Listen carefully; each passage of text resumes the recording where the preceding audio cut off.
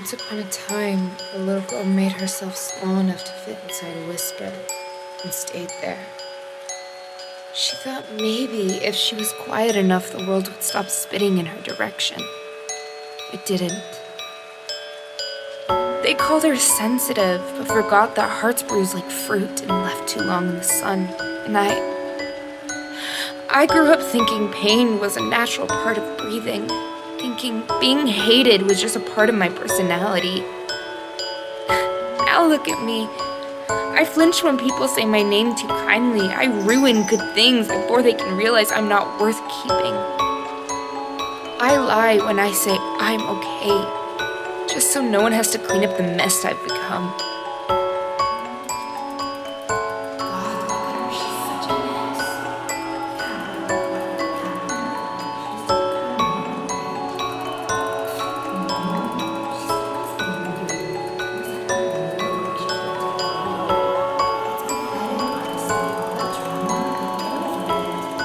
And guess what?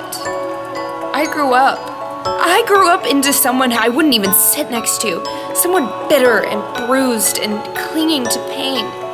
Like it's the only thing that ever stayed. I smile like it's a performance. I laugh like I'm apologizing. And when I cry, I make sure no one is looking, because God forbid I make anyone uncomfortable with my unraveling.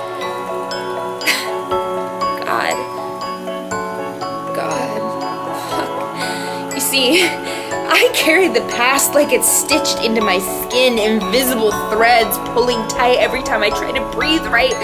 Some nights, I trace the old roads, not with my fingers, but with memory, like muscles remembering what the mind tries to forget.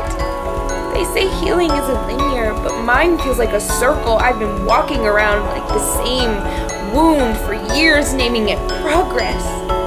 Just because I stopped bleeding out loud doesn't mean it's not there. Pain, God, it's still there. It hums under my ribs like a lullaby made of razors, and I keep listening because silence is louder. And I don't know who I am without the ache. I miss it sometimes.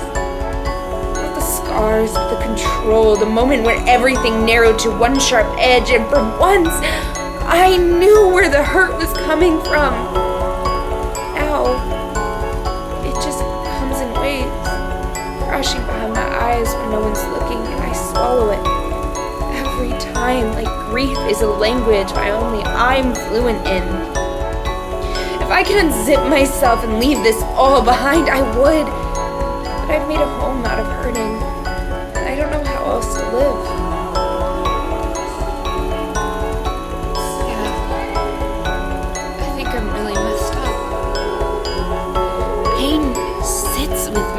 It's earned a seat at the table. Like we grew up in the same house, shared the same bed, and whispered secrets in the dark. It's not even scary anymore. It's just familiar. Like an old coat that still fits, even if it smells like rot and regret. Like shaking hands with the devil and realizing he's the only one that never walked away from me. But even he's getting tired of me now. He won't meet my eyes. He flinches when I speak. Guess even monsters have their limits, and I guess I must be too much for hell itself. But I still stay. Because I don't know what else there is. Because comfort doesn't always mean safe. Sometimes it just means known. And I'd rather sit in this mess I understand than reach for something good and watch it slip through my fingers like everything else has. So I fold into the ache, let it cradle me, rock me back and forth until I forget what it felt like. I want more than survival.